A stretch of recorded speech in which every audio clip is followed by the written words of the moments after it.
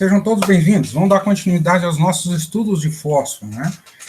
Na aula passada nós paramos aqui nesse slide, onde nós iríamos começar a falar sobre a dinâmica do fósforo no solo.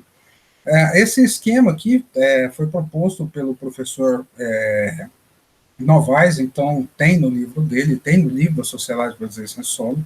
Então, esse esquema mostrando o equilíbrio, né, das formas de fósforo. Qual que é as diferentes formas de fósforo nós temos? Nós temos o fósforo em solução, que é aquele fósforo que vai estar disponível para a planta. É claro, esse fósforo em solução, através de processos de difusão, ele vai chegar próximo, né, às raízes, e quando ele estiver ocupando ali a região próxima às raízes e ocupando os espaços intercelulares, ele vai ser absorvido pelas plantas, que aqui ele está como influxo, mas também podemos ter o efluxo, que é a exudação, né? As plantas podem absorver compostos orgânicos ricos em fósforo?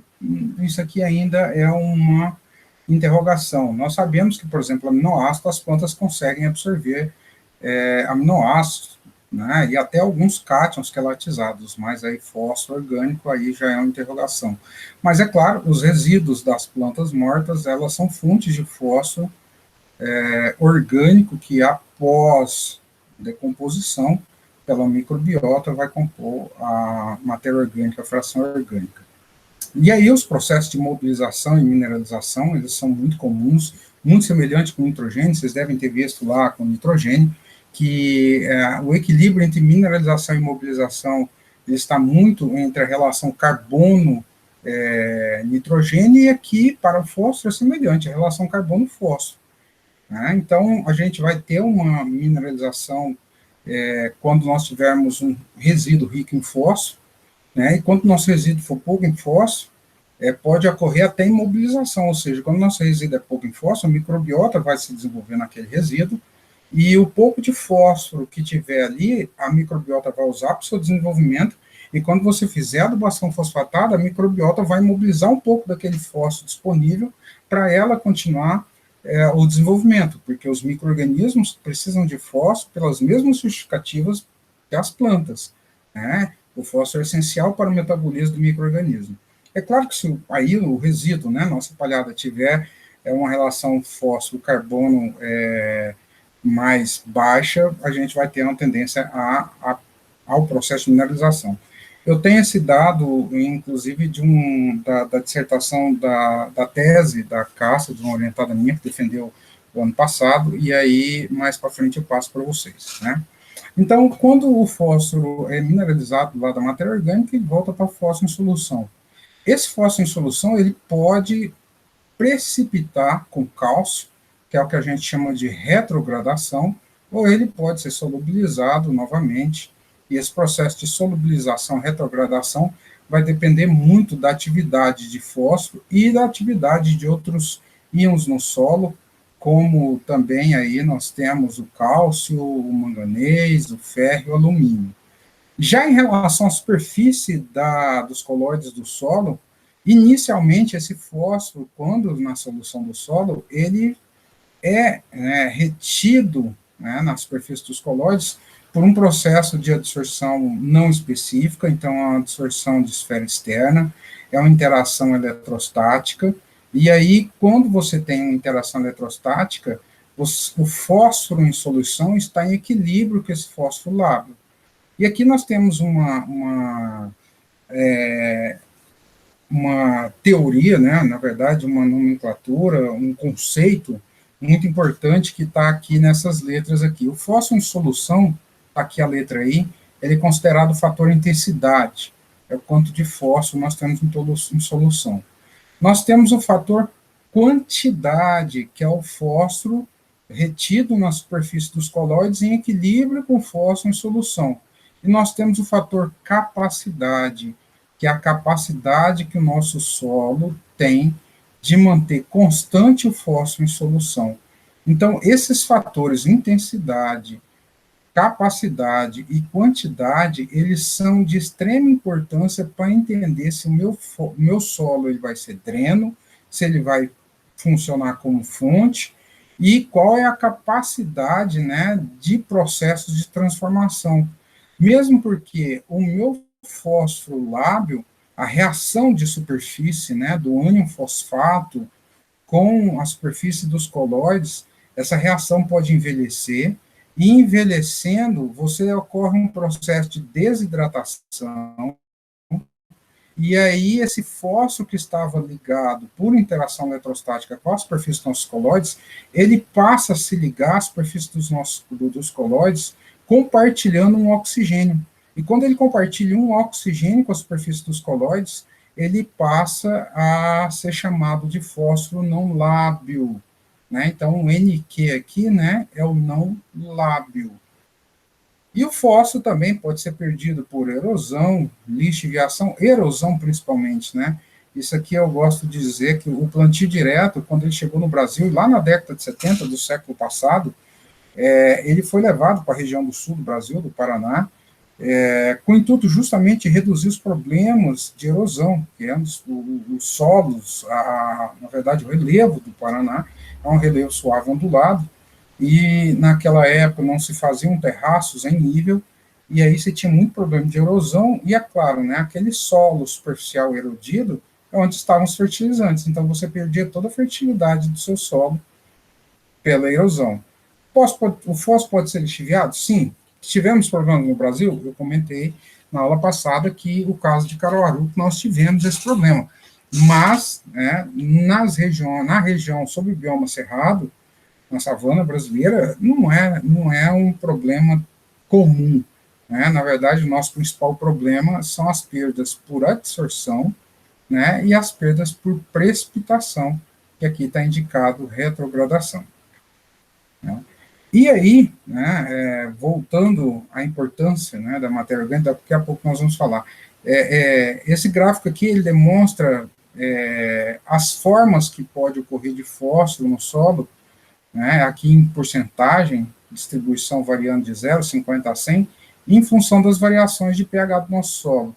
Então, você pega lá pH mais ácido, né, se você vai ter em torno aí mais de 30%, né, mais de 30%, próximo a 30%, de fósforo quimicamente fixado, né, que aqui ele fala fixado, é precipitado, a compostos solúveis de ferro, alumínio e manganês em solução. Então, nessas condições de pH até próximo a 5,5, nós vamos ter um pouco de perda de fósforo precipitado com ferro, alumínio e manganês em solução.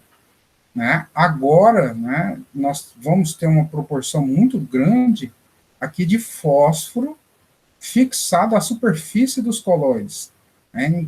Inclusive, em condições de pH mais ácido, além do precipitado, praticamente nós temos essas duas formas, o precipitado, né, e o absorvido, e uma porcentagem muito pequena aqui de fósforo disponível. Tá? Quando a gente vai aumentando o pH, né, vai diminuindo a quantidade desse fósforo precipitado e também do fósforo absorvido, e você vai aumentando a quantidade de fósforo retido à superfície dos minerais silicatados, aumenta a proporção de fósforo solúvel, né, principalmente em condições de pH em torno de 6,5, vai ser o pico de fósforo solúvel que nós vamos ter, só que começa a aparecer uma outra, né, forma de fósforo, que é o fósforo precipitado com cálcio. Né? Então, em condições de pH alto, a gente começa a ter perdas de fósforo precipitado com cálcio, em pH mais ácido, aqui pH mais alcalino, fósforo precipitado com cálcio, pH ácido, fósforo precipitado com ferro, alumínio, no caso manganês aqui também. Tá? Então, se a gente considerar um pH ideal dos nossos solos aí, em torno de 5,5, né, nós podemos ter aqui traços de fósforo precipitado com ferro, alumínio, né, uma porção muito grande, mais de 50% do nosso fósforo vai estar ligado à superfície de óxido hidróxido de ferro e alumínio, então, as nossas quetitas, hematitas aí, nós vamos ter uma porção pequena aqui de fósforo na superfície dos minerais silicatados, né, e uma porção também boa de fósforo solúvel. É claro que parte desse fósforo disponível aqui, ele vai estar em equilíbrio, né, com esse fósforo retido por interação eletrostática à superfície dos minerais. tanto que aqui parece que a intensidade é muito parecida, tá vendo? Né? A proporção é muito parecida, mostrando que o equilíbrio, né? Quem mantém constante esse fósforo em solução, boa parte aqui pode ser um pouco desse fósforo ligado à superfície dos minerais silicatados e um pouco a esse fósforo aqui ligado à superfície dos óxidos, hidróxidos de ferro e alumínio. Mas eu vou mostrar mais para frente que essa fração aqui ela é muito importante em solos tropicais, gente.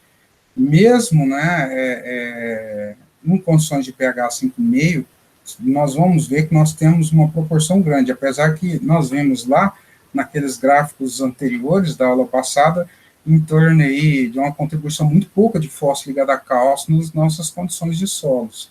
Mas nós temos uma contribuição, e inclusive uma contribuição muito grande dessa fração para o fósforo disponível. Né?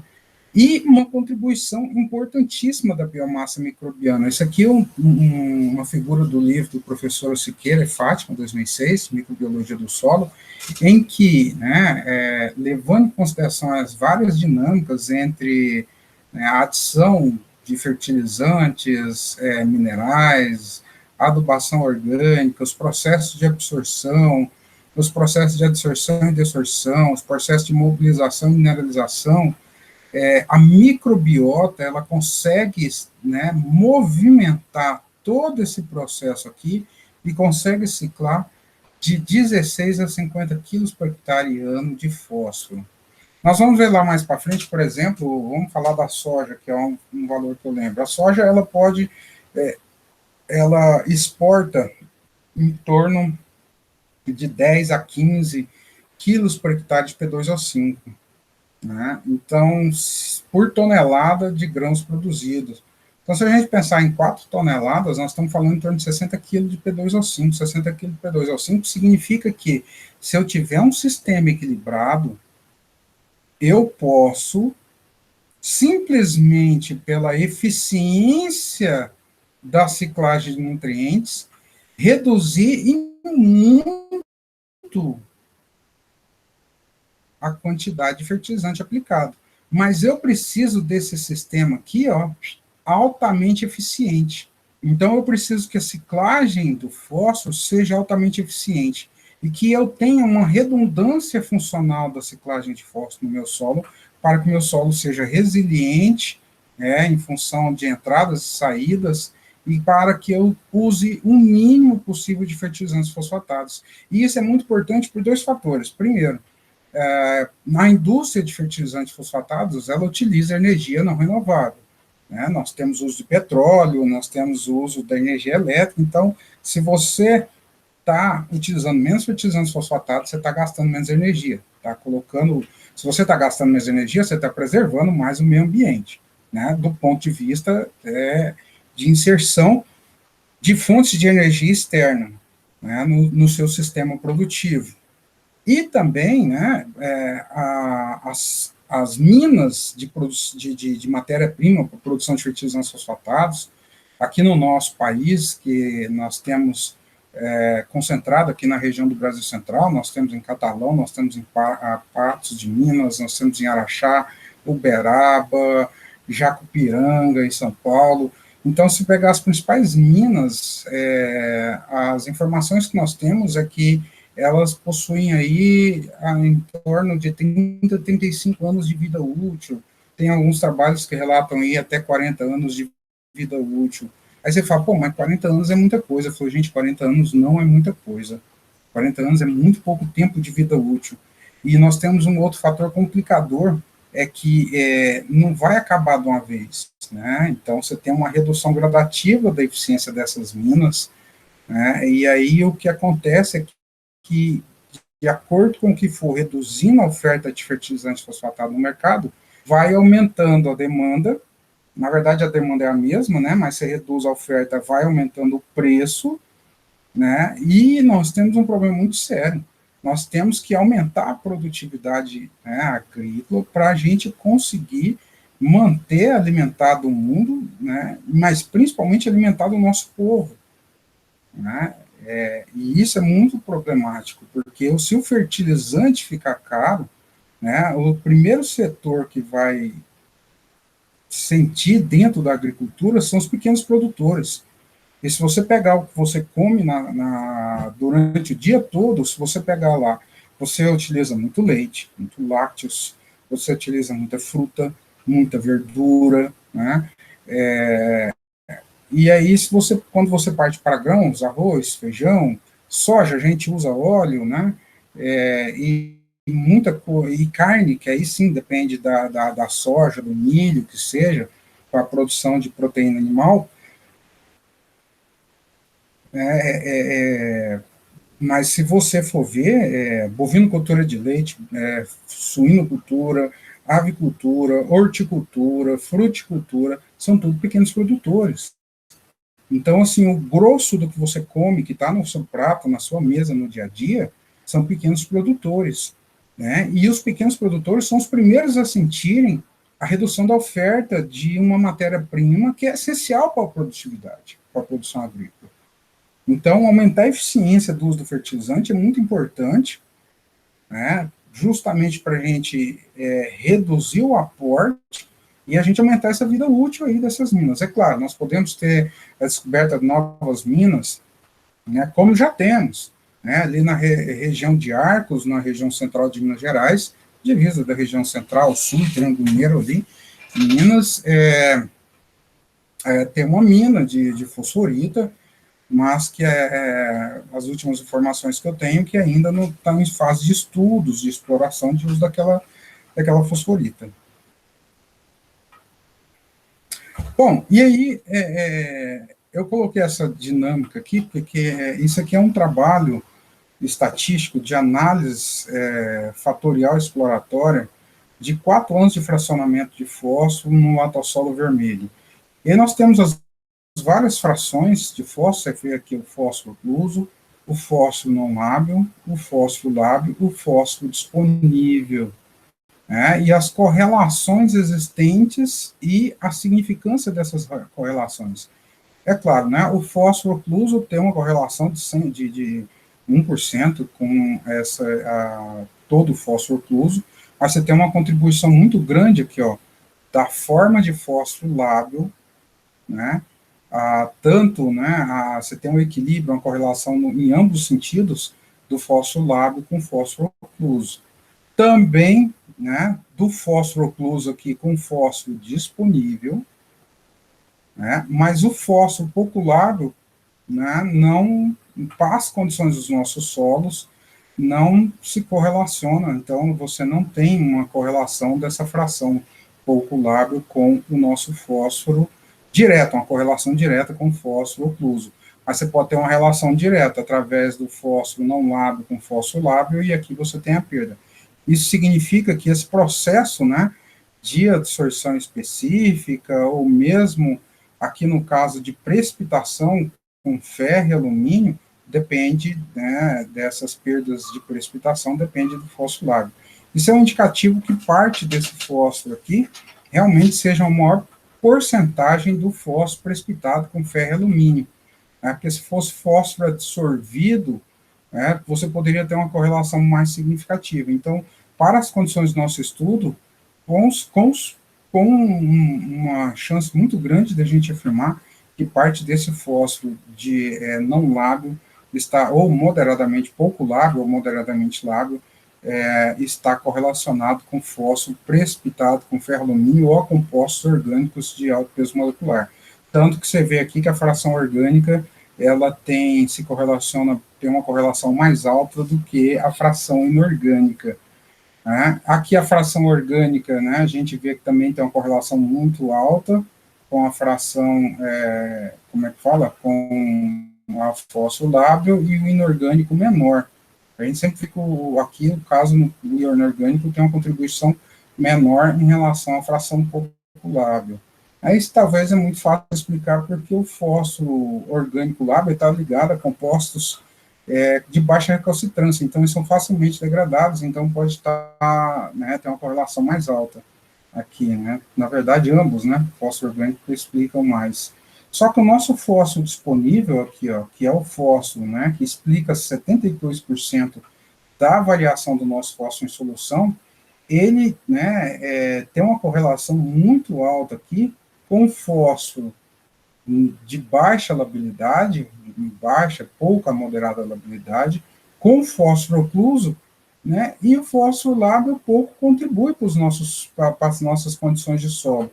Se a gente for pensar que esse solo aqui é um solo com 55% de argila, boa parte do fósforo ligado ali realmente pode estar ligado com tanta energia às superfícies dos colóides que dificilmente ele vai contribuir com o fósforo disponível, e aí você tem a contribuição de outras frações, né, de baixa labilidade, por exemplo, o fósforo precipitado com alumínio, ele consegue solubilizar de forma mais fácil do que o fósforo precipitado com ferro, e também, né, lembrando que eu falei, ó, lá no fósforo ocluso, nós temos um pouquinho de fosfato tricálcico, né, um pouco da fração tricálcica pode ser encontrado lá no fósforo ocluso, e nós temos nesse experimento aqui o uso do super simples.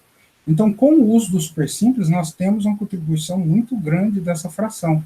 É até interessante, quando eu sentar para fazer a estatística novamente, se eu tirar os dados do super simples e do fosfato reativo de arábica, nós temos um fosfato reativo também, fosfato natural reativo, se eu tirar esses dois, será que mantém essa contribuição do fósforo ocluso com o fósforo disponível? Né? Então, olha tanto que a estatística. Então, eu tenho esses dados, eu estava treinando fazer análise fatorial exploratória, e aí eu peguei os dados, brincando com os dados, consegui chegar nesse fator aqui, e aí uma coisa a se testar é tirar os dados que eu obtive com super simples e os dados que eu obtive com os fosfato reativo, e aí ver se eu ainda continuo tendo essa contribuição do fósforo ocluso, porque se eu tirar esses dois, realmente aí eu elimino o fator fosfato tricálcico, porque a outra fonte que eu utilizei foi MAP e a outra fonte é super triplo, não tem fosfato tricálcico.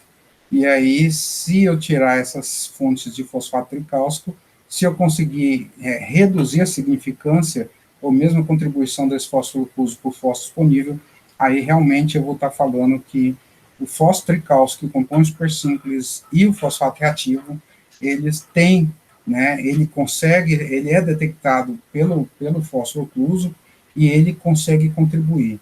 Mas o mais importante aqui é justamente isso. E outra coisa, o fósforo ligado a cálcio, foi aquilo que eu falei, o fósforo ligado a cálcio, ele contribui e muito com o fósforo disponível. Olha aqui, ó, uma correlação de 1%, altamente significativa. Então, se você falar quem mais contribuiu para o fósforo disponível no meu trabalho, foi o fósforo ligado a cálcio. Né? Aqui nós podemos ter influência do fósforo e cálcio, que é uma coisa a se testar, né? E as variações de fósforo de baixa labilidade. Né? Então, o fósforo lábil, né, pouco contribuiu. Olha tanto que é interessante, né? Mas aí nós temos esse equilíbrio aqui, né? Esses caminhos, né, alternativos que esse fósforo lábil pode ir para fósforo ocluso, pode ir aqui. Esse fósforo ocluso, eu desconfio que seja muito, muito possível que seja o fosfato tricálcico. Mas é um trabalho que dá um trabalho de dissertação, só análise exploratória desses dados.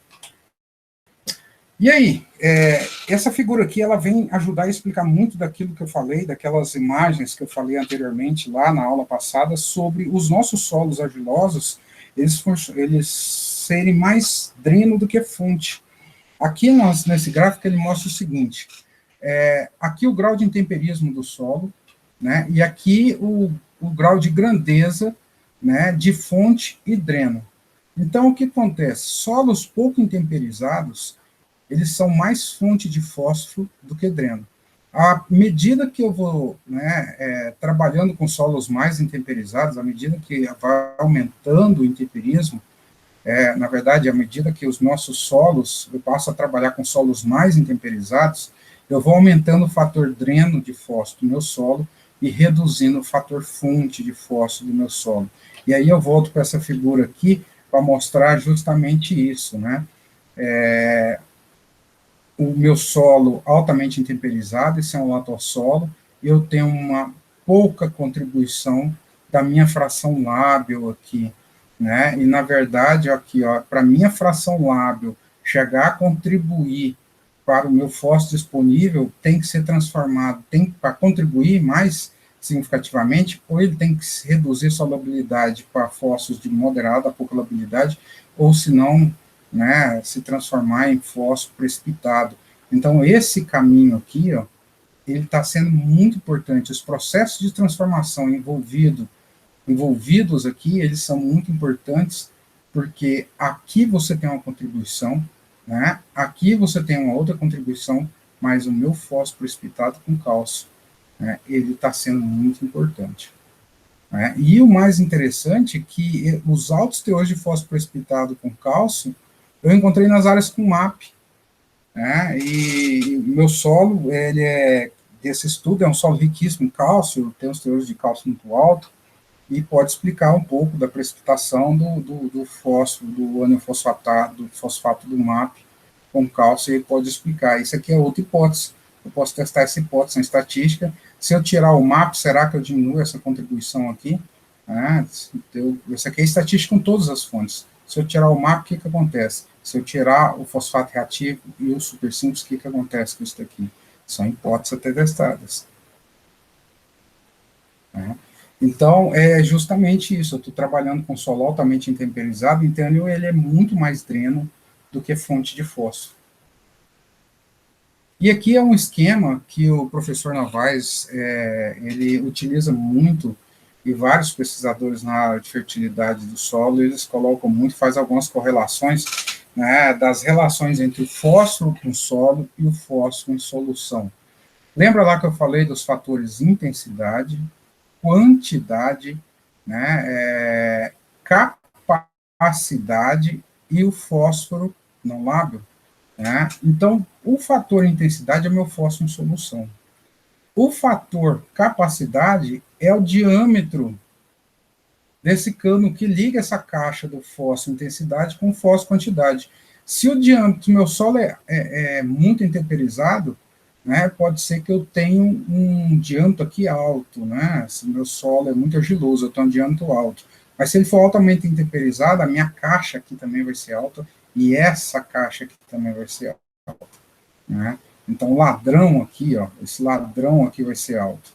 Então, por isso que eles falam que a gente só consegue aumentar a intensidade do fósforo, né? A gente só consegue aumentar o fósforo em solução depois que a gente lotar, né, os sítios de adsorção que nós temos. Depois que a gente lotar os sítios de adsorção. E você vê que o nível da caixa d'água aqui é mais baixo, quer dizer o seguinte, que a água, nesse sentido aqui, ela vai vir com muito mais facilidade do que voltar nesse sentido. Mesmo porque o nível mais alto dessa caixa aqui, né, está aqui no nível mais baixo aqui. Então, isso aqui é muito importante. E, né, o fósforo em solução, ele está em equilíbrio com o fósforo retido aos perfis dos colóides, mas por interação eletrostática, porque aí ele está em equilíbrio, o fator de equilíbrio entre essas duas frações. Né? E a capacidade que meu solo tem de suprir, né, o fósforo em solução está correlacionado com esse diâmetro dessa tubulação que vai ligar, né, esse fator quantidade ao meu fator intensidade. Então, o fator capacidade é o diâmetro dessa tubulação que vai ligar a caixa d'água, né, do fósforo ligar, absorvido às superfícies dos colóides por interações eletrostáticas com o fósforo que está em solução. Bom, então as principais formas de fósforo que nós temos. Nós vamos ter o fósforo em solução, o fósforo precipitado, o fósforo absorvido e o fósforo orgânico.